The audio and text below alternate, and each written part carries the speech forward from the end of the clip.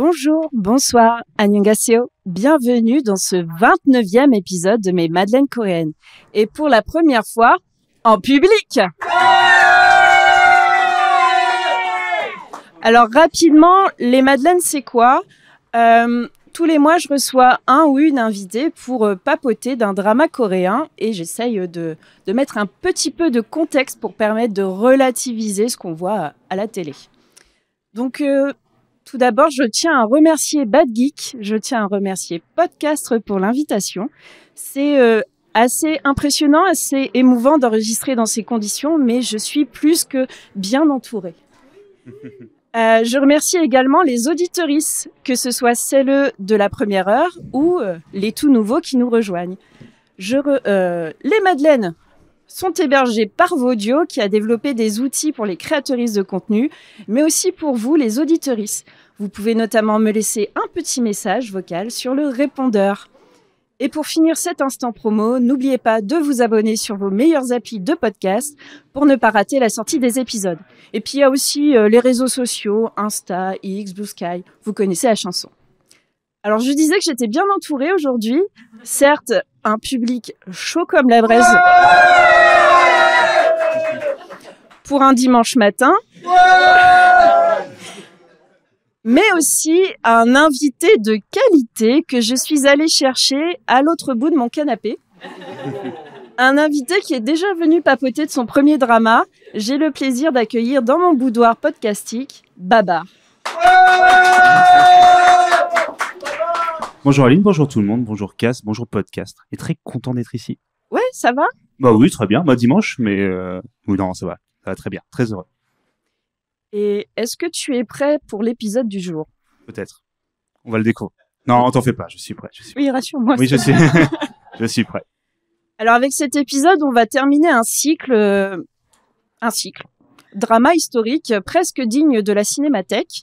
En effet, nous avons papoté d'un drama ultra sérieux qui s'appelait Secret Door en septembre avec Margot, une rom-com sur fond d'enquête Our Blooming Youth en octobre avec Alex.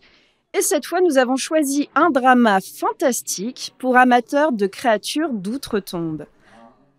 Alors, accrochez-vous à votre mousquet, on repart à Choseon pour essayer de survivre face à la horde.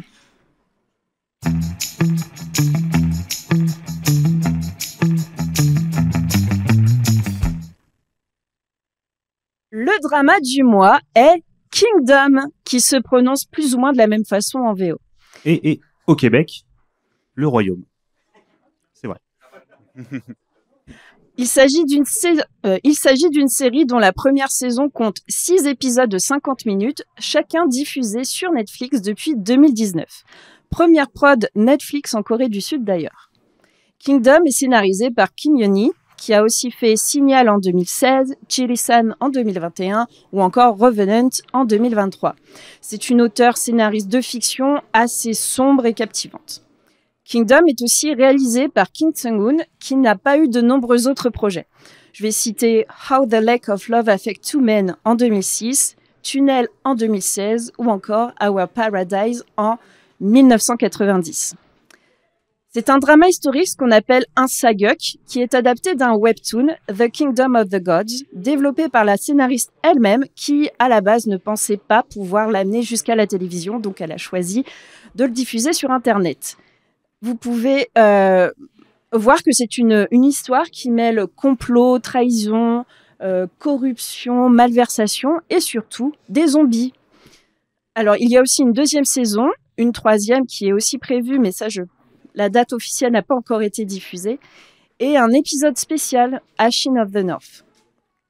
Pour cette première production Netflix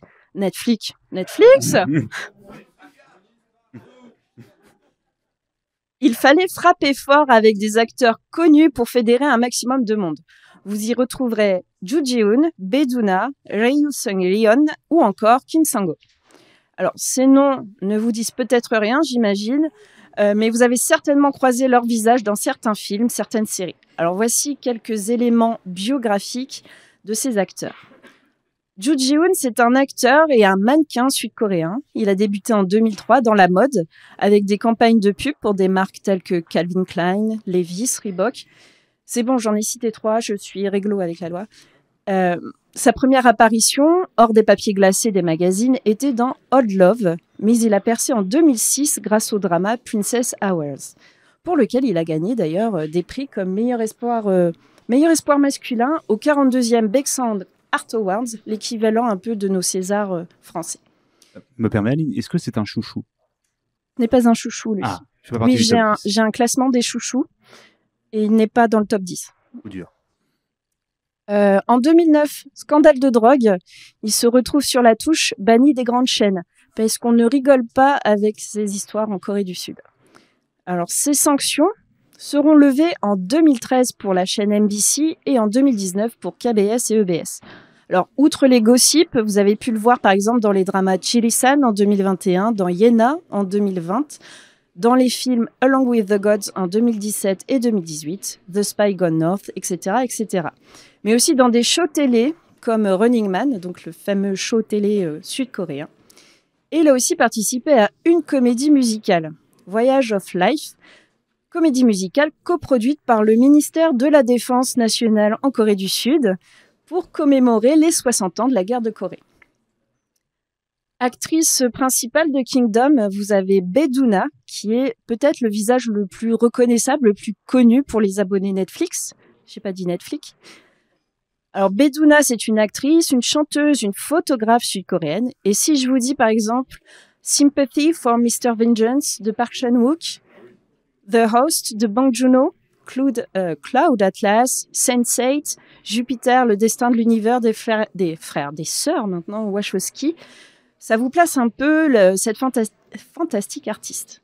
Alors, c'est une enfant de la balle qui débute en 98 dans la série Angel's Kiss, ainsi qu'en tant que mannequin. Son premier rôle au ciné, ça va être compliqué aujourd'hui. C'est dimanche. C'est dimanche. Prends ton temps. Son premier rôle au ciné, le non moins premier film de Bong Joon-ho qui se nomme Barking Dogs Never Bite. Alors, je pourrais aussi vous faire la liste de tous ses succès, de tous les prix qu'elle a gagnés, mais ce ne serait pas lui rendre justice en si peu de temps. Je ne vous dirai qu'une chose, regardez la série Stranger ou encore le film About Kim So-hee. Et pour le film Improbable, il y a aussi Hashtag Je suis là d'Éric Lartigot avec Ala Shaba. Troisième personne dont je voudrais vous parler aujourd'hui, Ryu Seung-ryeon, qui est un acteur sud-coréen à la longue carrière, qui a débuté à 15 ans sur les planches des théâtres. Sa première apparition sur les écrans date de 2004 dans la rom-com Someone Special. Au cinéma, vous le retrouvez dans des films ayant eu un impact à l'international, comme Miracle in Cell No. 7, qui a eu le droit à un remake turc, il me semble, il y a quelques années. Alors, beaucoup de films, comme Masquerade en 2012, The Frontline en 2011, Secret en 2009, etc., etc. Mais aussi du doublage de dessins animés, puisque c'est lui qui a une des voix sud-coréennes pour le film Rio 2 de Disney. Plus discret à la télé, il fait quelques caméos dans My Love from the Star en 2014 ou Jilly-san en 2021. Il joue aussi dans le banger du moment sur Disney+, la série Moving. Et il enseigne l'art dramatique à la Seoul Arts College School of Acting Arts. Et dernier acteur dont je voulais vous parler aujourd'hui, Kim Sang-ho, qui a aussi une carrière très impressionnante. Il a débuté en 2001 dans le film The Last Witness, et ensuite, ça fait beaucoup de suite, il a alterné les rôles principaux et secondaires. Donc vous avez pu le voir dans les films Moby Dick en 2011, dans The Beauty Inside en 2015, Midnight Sun cette année, donc 2023. Et à la télévision, personnellement, moi je l'avais découvert dans Bring It On Ghost en 2016. Donc je le répète presque à chaque épisode, mais 2016, c'est vraiment l'année bénie des K-dramas où il y a eu énormément de pépites de qualité. Et il est aussi dans la série City Hunter en 2011, parce que oui, il y a eu une version live-action de Nicky Larson en Corée. Et aussi, cet acteur a participé à des shows de télé-réalité comme Running Man. À peu près tous les acteurs sud-coréens y sont passés. Et Village Survival The 8. Alors, ce serait ne pas faire justice aux autres acteurs de ne citer que ces quatre-là, mais j'ai pas le temps de vous faire le who's who, donc stay tuned, J'en parlerai dans d'autres Madeleines.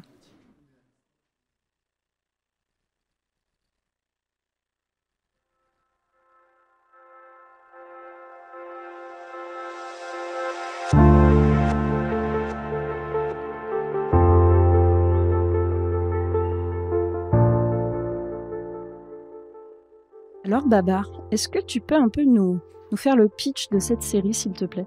Parce que on a une musique très chill, alors ce que je vais annoncer est quand même assez un peu violent, mais on est bien. Alors l'histoire, in a word, comme on dirait. Notre histoire se passe en Corée durant la période Joseon, quelques années après les invasions japonaises de la Corée. Ça se passe au début du XVIIe siècle, pour vous donner une idée. Le royaume est sous tension. L'état de santé incertain du roi et les complots politiques fragilisent la position du prince héritier Lee Chang. Mais une menace encore plus grande plane au-dessus du royaume. Une mystérieuse maladie semble toucher certaines personnes et les transforme en bêtes assoiffées de chair et de sang. Donc ça, c'est le pitch principal de Kingdom. Je pense qu'on va en parler un petit peu plus après.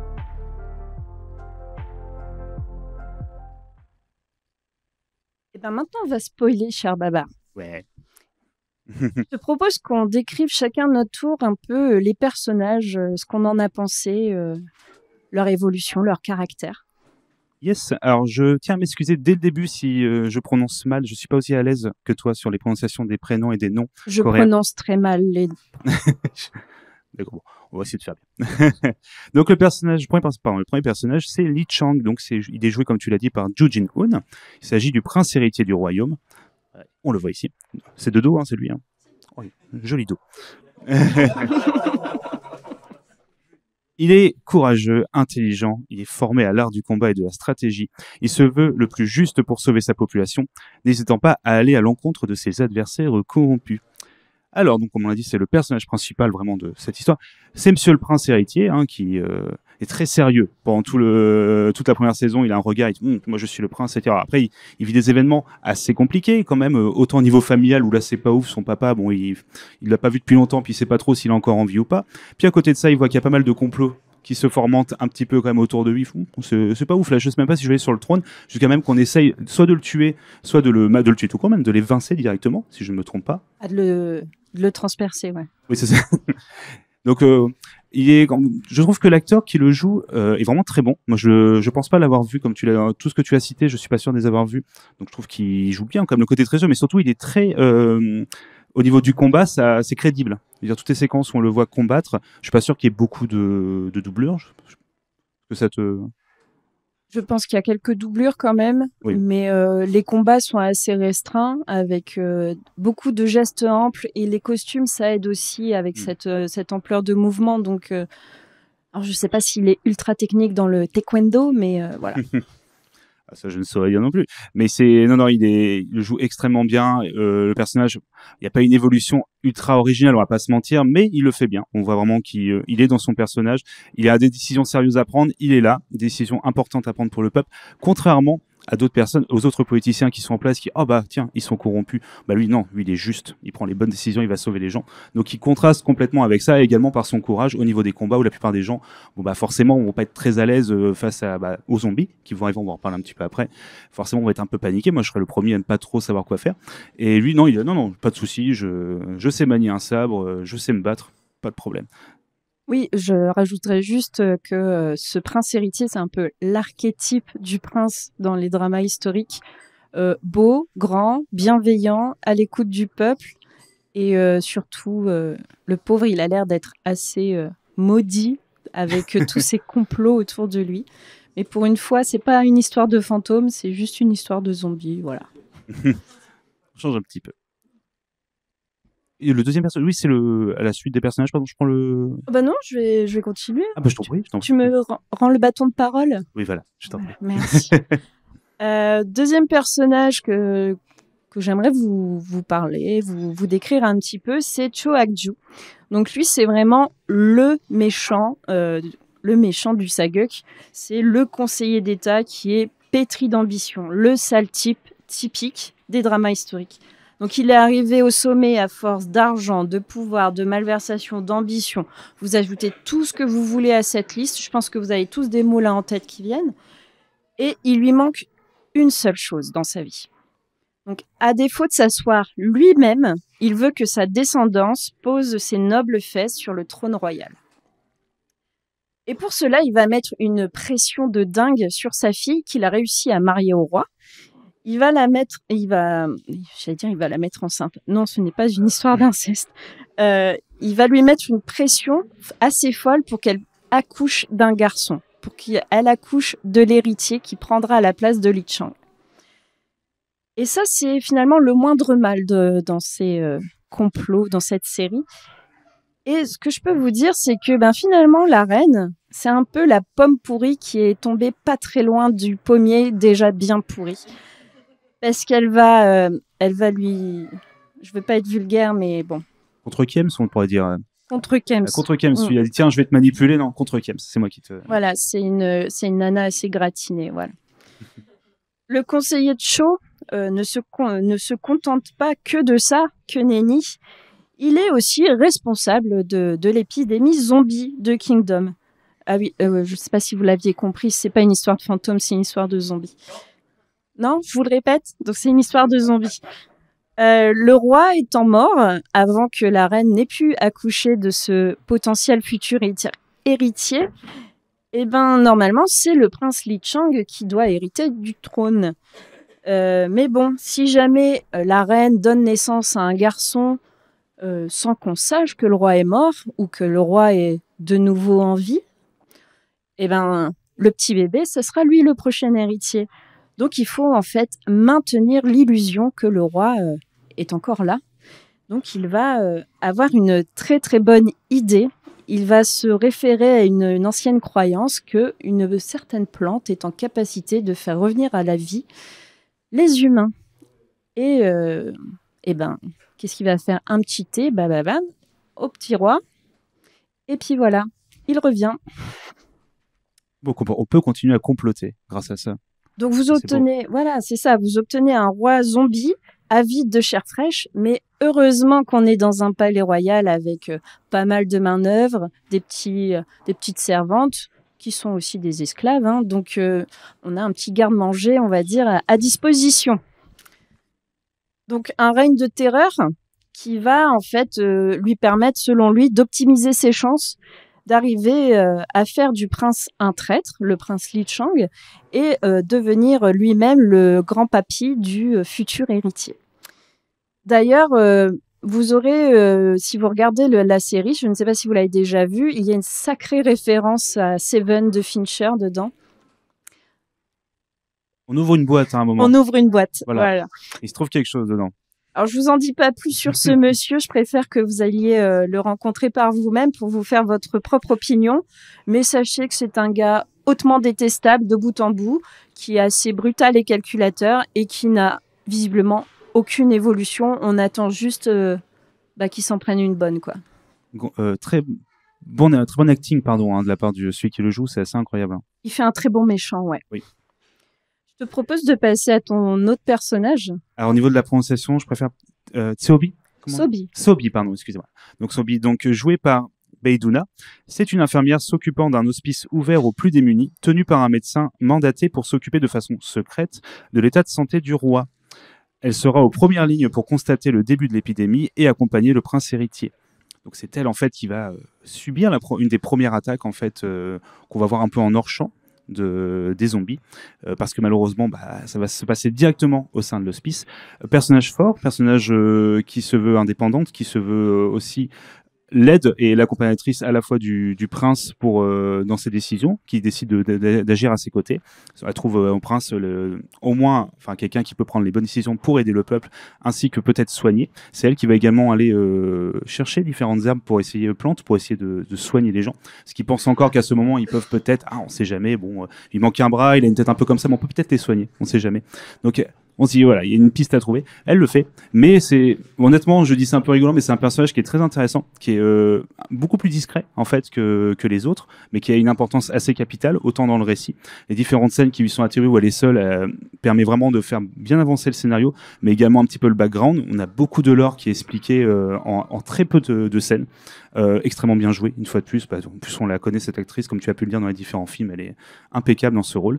Et surtout, pas de la sempiternelle histoire d'amour ou autre, hein, qui serait un petit peu naze, on pourrait le dire si elle avait été là.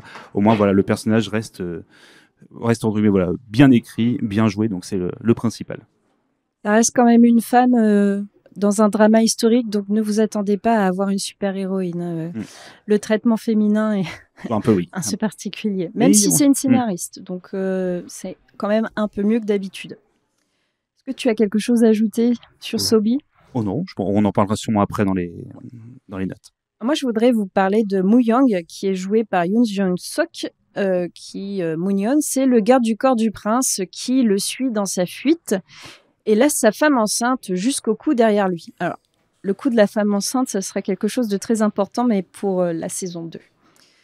Alors, j'ai un petit biais de français, je pense que vous l'avez également, c'est que je me demande comment on peut être aussi loyal à un membre de la famille royale au point de laisser sa femme et de risquer de mourir pour un prince, pour un roi. Je vous rappelle, 1789.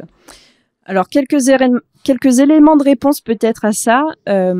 Alors, avec le prince, il y a une sorte de lien, enfin, il y a inévitablement un lien hiérarchique, mais il y a aussi, on sent un profond respect mutuel, presque une amitié, c'est très très sincère le rapport entre ce prince et ce garde du corps. Et je pense aussi que c'est parce que le prince lui file pas mal de nourriture. Voilà, il le régale. Rappelé. Oui, c'est souvent rappelé. Ouais. Il dit, comme d'aimer assez, ça fait plaisir, comme il dit. Voilà, des petites. C'est les termes, il dit, ça fait plaisir. Comme ça. Oui, et puis c'est sous couvert de file un petit gâteau à ta femme qui est enceinte, blablabla. Donc quelques largesses qui sont accordées en gage d'amitié, en quelque sorte. Il va participer aux différentes investigations autour de l'épidémie et faire résonner son épée plus d'une fois. Lui, je pense que il est pas mal en combat. Je pense qu'il est doublé. L'acteur est doublé parce que je le vois pas faire ça dans d'autres dramas. Mais ça pose un perso, quoi. Excellent combattant, oui. Et aussi, il apporte une certaine fraîcheur dans un monde un peu pourri. Ça, on imagine en regardant la série que ça sent très mauvais parce que zombie oblige. Mais il apporte, voilà, c'est le petit fait braise de la série. Et il va aussi apporter des petites touches d'humour. Et je pense que ça, c'est du fait de la bonhomie de cet acteur. Parce que dans tous les autres dramas, il joue un peu le gars sympa, le papa, le tonton, voilà. Donc c'est ce jeu d'acteur qui participe grandement à l'impression de sympathie qu'on peut avoir pour ce garde du corps. Et mon cher Babar, je te laisse parler du prochain personnage. Oui, de Young-chin, joué par Kim Song-kyo. C'est le bondissant et mystérieux soldat présent en tant que blessé à l'hospice, tenu par Sobi, qui sera le théâtre d'un terrible événement. Bon, à l'époque, quand j'ai écrit mes notes, je me dis qu'on spoil pas, donc bon, on spoil. Une attaque de zombies.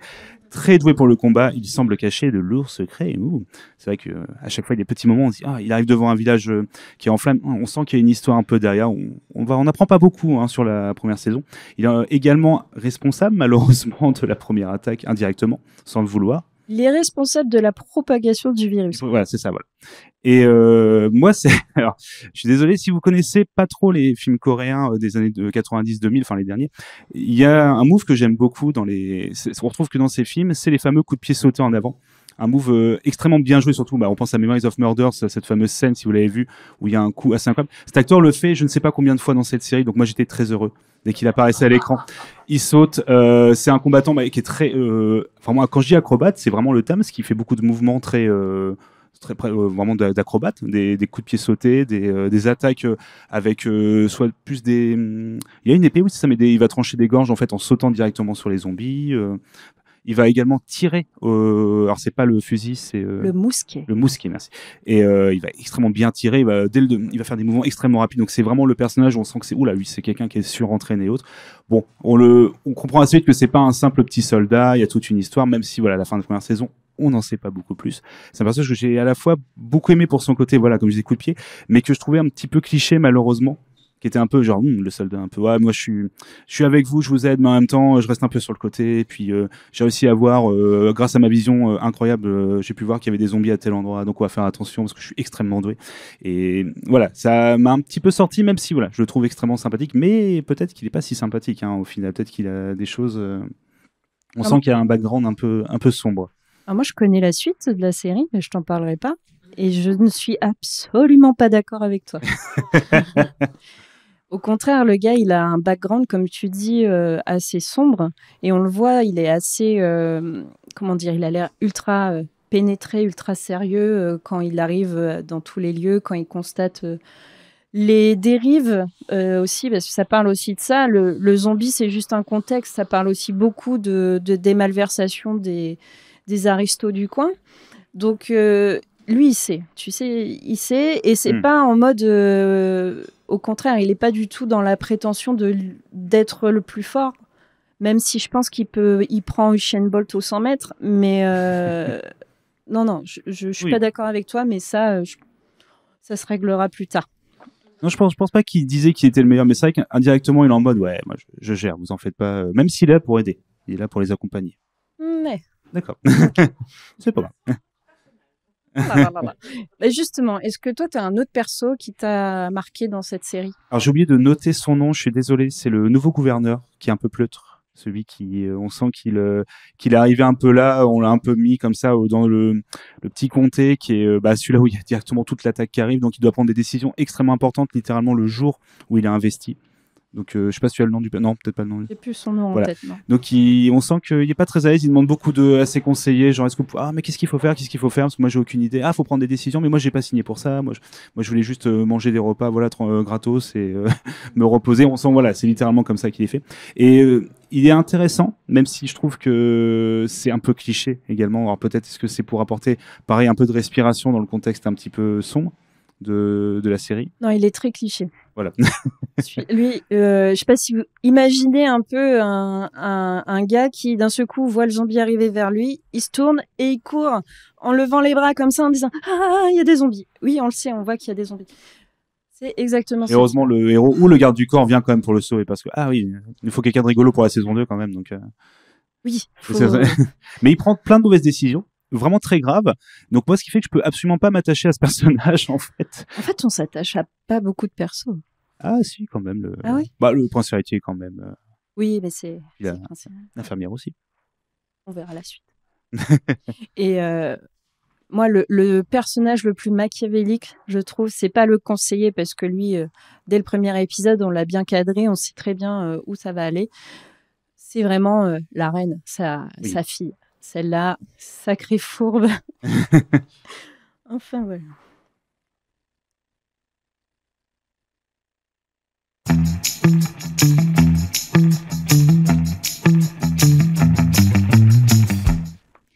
Alors maintenant, je vais vous proposer un petit quiz.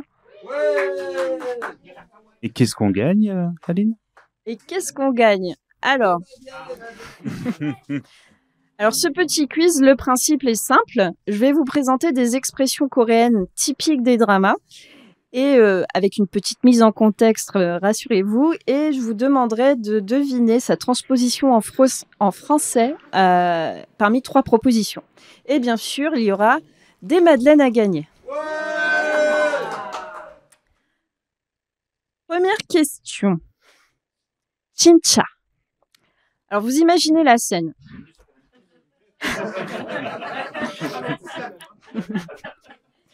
Vous avez 2 amis qui discutent. L'une se confie à l'autre sur une anecdote assez, on va dire, cocasse.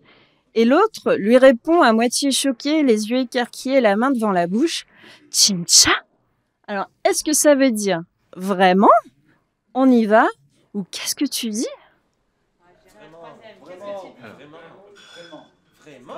Vraiment? Chincha? T'as pas osé dire ça? Alors, qui a gagné une madeleine? Qui se dénonce? Alors, j'aime pas lancer la nourriture, je suis désolée. Merci, Shao Kun. Il y en aura. Deuxième expression, fighting. Alors, nouvelle scène. Vous avez 2 collègues qui s'apprêtent à entrer dans une très grosse réunion qu'ils ont préparée depuis un très long moment et il y a un très très gros stress potentiel derrière cette réunion. L'un dit à l'autre, en brandissant le poing, fighting. Alors, selon vous, ça veut dire arrête, allons-y ou fais de ton mieux? Faites ton mieux. Ouais!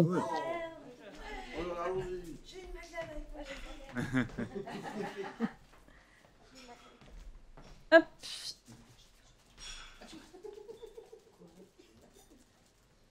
Autre expression, bogoshipa.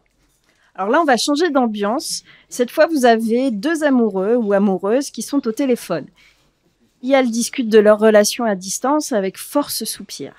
Et elles se racontent leur quotidien séparé. Et au moment de raccrocher, l'un ou l'une dit à l'autre « Bogoshipa ». Alors, est-ce que ça veut dire « tu es beau » ou « tu es belle »,« tu me fais chier » ou « tu me manques ».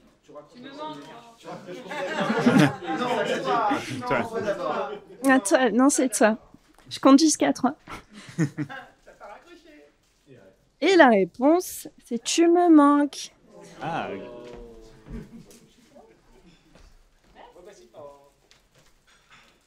Chocolat. Alors, vous vous disputez avec votre petit frère ou votre petite sœur. Vous avez le dessus. Alors, lorsque vous lui envoyez un coussin en pleine face, Yael, de frustration, avec un regard noir, vous lance « chocolat ». Est-ce que ça veut dire « tu veux mourir »,« comment ça va » ou « tu as soif ». Tu as soif. Oui.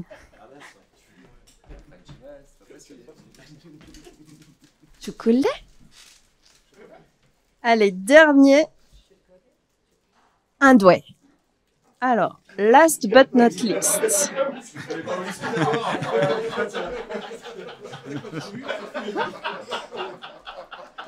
Alors, un doigt. Last but not least, parce que oui, c'est un podcast international et polyglotte. Alors, vous apprenez dans le journal que vos investissements en podcast monnaie en bitcoin viennent de se casser la margoulette. Vous écriez un doigt, comme ça, les mains vers le ciel. C'est pas possible. Alors, ça veut dire, ça continue, c'est fini ou c'est pas possible. C'est pas possible. Eh oui. J'aime bien un whisky. Merci. Eh ben, merci.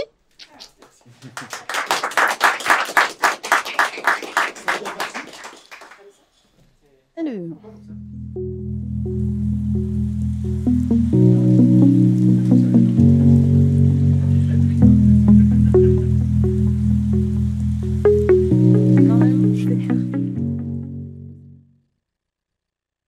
Alors Baba, on va reprendre un petit peu la parole là-dessus. Pourquoi on conseillerait ou pourquoi on dirait aux gens de regarder ou de ne pas regarder Kingdom? Alors, moi, je n'ai pas vu beaucoup de dramas coréens. Là, honnêtement, Kingdom, on est sur du terrain connu pour moi, parce qu'on est sur quand même une attaque de zombies, voilà, action. C'est assez court comme série, on peut le dire pour un drama, parce que là, on est sur 6 épisodes d'environ un peu moins 1 heure chacun. Alors que d'habitude, on est plutôt sur la quinzaine environ pour un drama, c'est ça, Aline Visiblement, tu t'y connais. Genre, parfois, de l'autre bout du canapé, je peux voir ce que tu regardes, oui, en effet. Et donc, indirectement, je m'y connais un petit peu plus maintenant, mais vraiment très peu. Kingdom, moi, j'ai beaucoup aimé. Non pas simplement par le côté zombie, parce que je suis pas forcément un... Enfin, j'aime bien les films voilà, de zombies, un peu, en général, dans les jeux, tout ce qui est dans la pop culture. Mais je suis pas voilà, un grand consommateur de ça. Mais on retrouve un peu tous les codes quand même de ce type de cinéma, de ce monstre, on peut le dire, monstre iconique, avec toujours le fait de pouvoir parler d'un contexte social, de voir émettre une critique de la société. Bon là, c'est pas non plus le plus fin, mais ça fonctionne parce que oh là là, forcément, les méchants politiques qui prennent les mauvaises décisions et qui en fait sont plus dangereux que l'armée de zombies, parce que c'est eux qui font que le petit peuple qui va du coup va être face à l'élite va se retrouver autant bloqué par l'élite que par les zombies. Donc c'est pas très original, on a vu ça dans plein d'autres films, mais ça fonctionne et c'est surtout la grande force, ça si vous l'avez déjà vu, c'est vraiment le contexte. En fait, on est sur le contexte historique de la Corée. Moi, c'est quelque chose que je connais très mal, même si maintenant, forcément, de l'autre bout du canapé, toujours, je peux voir que tu en regardes plein. ce type de série, de drama coréen. Et ça change beaucoup de choses en vrai, parce moi, il y a des costumes, des environnements que je n'ai pas l'habitude de voir souvent, les fameux costumes historiques qui sont magnifiques. Alors c'est grâce à toi que tu m'as expliqué un petit peu comment reconnaître les différents types d'autorités, alors c'est principalement les chapeaux, c'est ça, les couvre-chefs qui permettent d'identifier les personnes. Tu as les chapeaux, mais aussi le hanbok, c'est l'équivalent du kimono, on va dire. Le hanbok, donc selon les motifs, selon la qualité du tissu, on va être plus ou moins haut dans la hiérarchie sociale. Et après, tu as aussi les chaussures qui sont très importantes. En fait, tout le vestiaire. Voilà. Et ça fonctionne. Moi, honnêtement, il y a des paysages qui sont incroyables en termes de décors naturels. C'est bien réalisé. Alors, je vais pas vous vendre ça comme une réalisation non plus incroyable, mais on sent que on sent que Netflix, il y a de l'argent. On sent que là, ils ont eu le temps de faire des jolis plans. L'acting, comme j'ai dit, vraiment très bon. Les effets spéciaux, bon, c'est bien fait, même si je trouve que le côté un peu sans numérique. Alors, je suis pas fan que des anciens films, attention, mais je préfère un peu le côté un petit peu avec des vrais. Comme dans les vieux films un peu des années 80-90, avec le fait qu'il y avait des vraies taches de sang avec du ketchup et toute de la sauce tomate. Bon là, ça passe, c'est quand même assez gore, mine de rien. Bon, c'est pas ultra gore, mais ça passe. Il y a quand même pas mal de démembrements, pas mal d'attaques de zombies, donc forcément ça charcute un peu. Mais en vrai, je trouvais ça à la fois peu de surprise, mais quand même, ça a réussi à apporter sa propre touche. Moi, c'est ce qui m'a beaucoup plu, voilà, à la fois le contexte et la qualité de ce type de cinéma qu'on retrouve dans une série. On est quasiment sur les mêmes qualités qu'on peut donner au cinéma coréen sur un plus petit format. Je rebondis sur ce que tu as dit, la qualité de la production. C'est la première prod de Netflix en Corée du Sud, mais on en avait aussi déjà parlé, c'est que tu as, au-delà des costumes, des paysages, de la prod, de la qualité de la direction artistique, tu as quand même des facilités de scénaristique. Donc, il commence un combat, visiblement, le soleil est très très haut dans le ciel et il fait nuit, alors qu'il s'est passé 5 minutes. Mais parce que ça sert le propos du film et c'est censé être en quelque sorte un fusil de Tchekhov, ce changement de temporalité assez rapide, de passer à la nuit, donc plus ou moins des températures un peu plus fraîches. Spoiler. Voilà. Oui, parce qu'on l'a pas dit, ils attaquent jusqu'à la fin de la première saison. On l'a pas dit, ils attaquent que la nuit. Ils attaquent la nuit. Voilà. Mais voilà, tu as quand même une adaptation du mythe du zombie dans un contexte un peu Joseon. Donc là, on est au XVIIe siècle. Joseon, c'est une très longue période en Corée du Sud. Ça a commencé vers les années 1500 et ça s'est fini en 1900, juste avant les premières guerres mondiales. Donc vous voyez, on peut pas dire ça s'est passé à Joseon. Là, on est quand même au XVIIe siècle, dans une espèce de fantasme d'une époque médiévale, voilà, avec le mythe du zombie, qui est quelque chose de très nouveau, puisque il me semble que ce zombie s'est apparu dans les années 70. Même avant, 60, ouais, c'est ça, environ, ouais. Je suis pas spécialiste, mais c'est par là, ouais, c'est ça. Donc voilà, c'est assez rare de voir des zombies au Moyen-Âge. C'est ça, puis surtout au niveau des combats, mine de rien, ça change pas mal la donne, parce que on est habitué à voir des zombies qui sont attaqués aux armes à feu ou avec moult explosions. Là, forcément, c'est du corps à corps, un petit peu musclé, forcément. faut éviter de se faire mordre, mais ça fonctionne bien. Après, ils sont tous très bons combattants, donc oui, ça. Alors il y a des armes à feu, il y a le mousquet, mais tu crées de la tension avec l'allumage de la mèche, le rembourrage, comment on dit, le rembourrage de poudre, etc. Oui. Donc ça t'apporte aussi une certaine tension quand tu vois le zombie arriver vers toi. Merde, il faut que je finisse de remplir mon fusil et voilà. Bon, mais étonnamment le mousquet est très bien préparé. Il y a beau faire humide, il se déclenche quand même. Marche nickel. Voilà. Il n'y a pas de souci là-dessus. Donc c'est pour ça aussi quand je parlais de facilité scénaristique. Oui. On n'est pas trop embêté là-dessus. Par contre, moi, je trouve que les personnages, ils sont un chouï caricaturaux. On n'a que 6 épisodes pour les caractériser, donc ils sont très très vite et très facilement caractérisables. Mais je trouve qu'ils sont un chouï simplistes parfois. Donc peut-être que c'était une volonté parce qu'ils ne savaient pas si à la fin de la première saison, ils allaient avoir suffisamment de succès pour pouvoir financer, entre guillemets, une deuxième saison et tout le lore qu'il y aura derrière. Mais ça aurait mérité d'avoir un peu plus de profondeur. Je sais pas ce que toi tu en penses. Oui, plutôt d'accord. Mais après, comme tu l'as dit, le format court fait que je pense que c'est pour ça qu'ils ont été un peu forcés. Mais il y a déjà un webtoon, hein, c'est ça, c'est une adaptation, comme tu l'as dit. On peut très facilement, à mon avis, faire tout un univers, travailler l'univers avec plein d'œuvres, autant des bandes dessinées, d'autres webtoons également, je pense. Ça, à mon avis, on va sûrement le trouver ici au niveau de l'expansion. Mais bon, tu l'as dit, il y a une deuxième saison que j'ai pas encore vue. Donc, je pense que c'est plutôt là qu'on va avoir l'expansion de cet univers. Oui, après, les dramas coréens ont tendance à adapter les webtoons ou les manhwas. Donc, les manhwas, c'est l'équivalent des mangas en Corée du Sud, case par case. Donc, tu peux soit lire le webtoon, soit regarder le drama. Ça va pas t'apporter d'éléments supplémentaires de choisir l'un ou l'autre médium. Et moi, je voudrais conclure sur un argument. Est-ce que Netflix a été visionnaire parce que cette série date d'avant une épidémie mondiale tristement connue et en fait on voit à peu près comment un gouvernement essaie de gérer ça en imposant des confinements, etc. Donc je vous laisse méditer là-dessus. Ça peut être par rapport au drama que tu as chroniqué, qui se passait littéralement pendant une épidémie dans un confinement, ou c'est un isolement dans un immeuble. C'était encore des zombies, ouais. C'était encore des zombies, voilà. Mais du coup, qui s'est fait après 2019, si je ne me trompe pas. Il s'est fait, oui, après 2019, parce qu'au tout début de la série, c'était marrant, il rappelait les règles sanitaires de se laver les mains et de porter des masques. Donc on a les deux visions comme ça, avant et après, qui sont assez intéressantes. Au Moyen-Âge et mains. Oui. Alors, dans les Madeleines, j'essaye un peu de mettre du contexte autour de la série pour vous expliquer quelques points de détail, pour aussi relativiser la chose.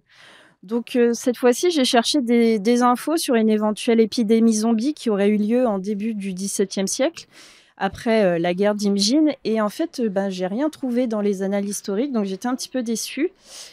Mais voilà, donc je me demandais de quoi j'allais vous parler aujourd'hui pour vous donner un peu de contexte, ce que je disais, sur Kingdom. Et il y a un personnage dans le drama, Yongshin, dont tu parlais, qui est décrit comme faisant partie du Chaco. Et moi, ça m'a interpellée. Le Chaco, qu'est-ce que c'est ? Alors, c'est un groupe de paysans qui a combattu comme mercenaires durant les guerres contre les Japonais et les Mandchous sous la dynastie Joseon. Ils étaient reconnus pour être habiles avec les armes, dont le mousquet, et doués pour monter à cheval, ce qui est assez étonnant pour des gens du peuple à cette époque. Mais en dehors de la guerre, ces paysans étaient appelés des sanchok, des chasseurs de tigres.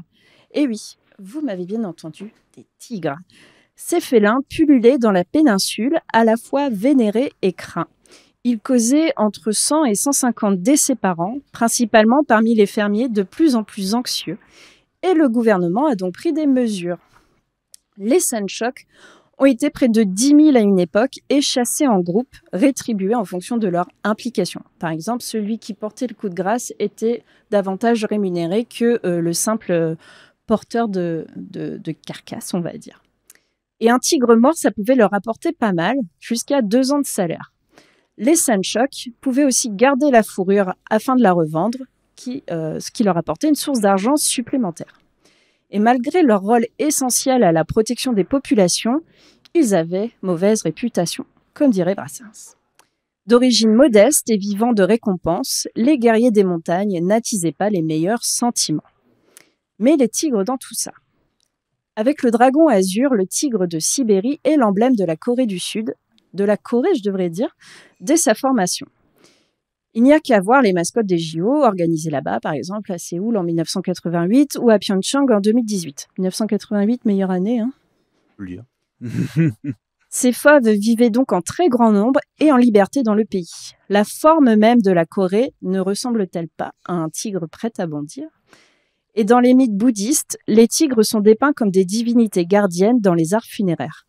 Dans le confucianisme, ils représentent la vertu et la gentillesse, symbole de l'esprit brillant et bienveillant des Coréens selon eux. Bouddhisme et confucianisme, vous l'aurez compris, deux grandes influences de cette société. Le tigre est aussi un symbole de force brute et de puissance. Mais côté intellect, pas toujours très finaux, dirons-nous. Les contes folkloriques dépeignent les tigres comme des gros bêtas qui emploient la manière forte. Généralement, il fonce et tombe dans le panneau, tandis que le plus faible mais intelligent lui fait une entourloupe et s'en sort brillamment.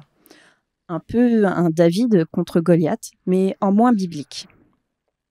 Le mythe fondateur de la Corée en est un parfait exemple. Il s'agit du mythe de Dangun. Le dieu du ciel avait un fils, Hwanung, qui voulait descendre sur terre. Un ours et un tigre voulaient devenir humains. Hwanung entendit leurs complaintes et leur proposa un deal.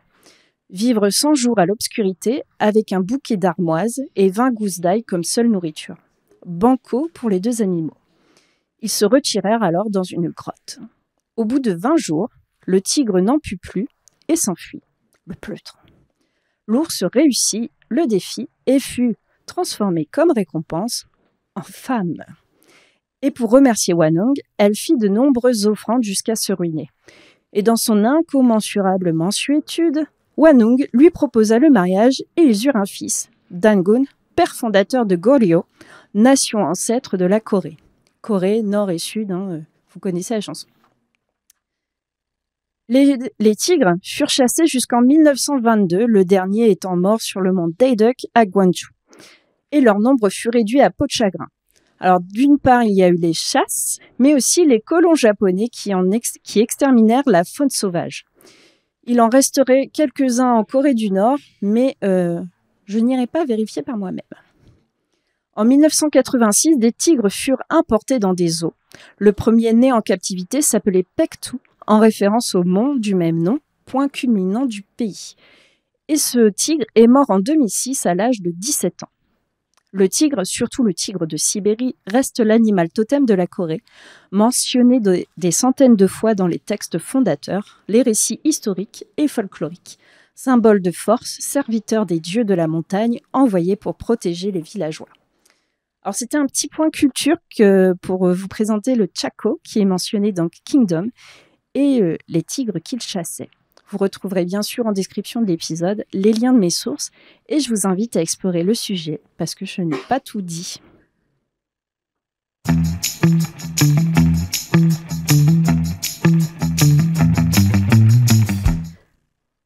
Baba. Oui. Est-ce que tu as d'autres recommandations pour nos auditorices ? Alors oui, mais je te regarde juste, est-ce qu'on a le temps ? C'est surtout ça. On a 3 minutes pour finir. Alors je vais faire vite. Une reco, je suis pas allé chercher très loin, je suis allé chercher un très bon film que j'aime beaucoup, que vous connaissez sûrement déjà, qui s'appelle The Strangers, sorti en 2016, un film coréen, réalisé par Na Hong-jin, qui a également réalisé The Chaser et The Murderer. Je vais pas trop en parler parce que c'est un film, je pense, qui vaut le coup d'être vraiment découvert sur le moment. C'est un film fantastique d'horreur se passant de nos jours dans une petite ville sud-coréenne où nous suivons un policier enquêtant sur une étrange histoire de meurtre. Je n'en dirai pas plus. On l'a vu, moi c'est un des meilleurs films que j'ai vu récemment. J'ai dû faire une pause au milieu. Voilà, une fameuse scène de rituel tribal que je ne vais pas dévoiler. Chamanique, pardon. Qui est incroyable. La mise en scène, de toute façon, est incroyable. Les acteurs sont incroyables. C'est un excellent film. Après, je le déconseille. C'est vraiment pour un public averti. Voilà, pour les âmes sensibles, je déconseille. C'est quand même assez vénère comme film, mais du très très bon cinéma fantastique. Voilà, qui reste un peu dans la thématique, que je ne peux que vous conseiller.